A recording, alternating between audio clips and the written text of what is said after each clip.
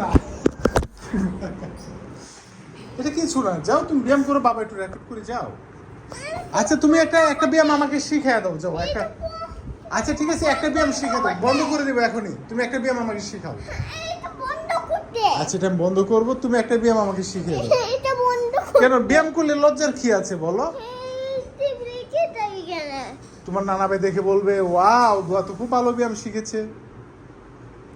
যাও তো দেখি, নানা ভাইকে এখনই দেখাতে হবে তাহলে। নানা ভাই তাহলে তোমার জন্য চকলেট নিয়ে আসবে, এক বক্স। হ্যাঁ বড় বড় চকলেট নিয়ে আসবে। তুমি করো তো ব্যায়ামটা।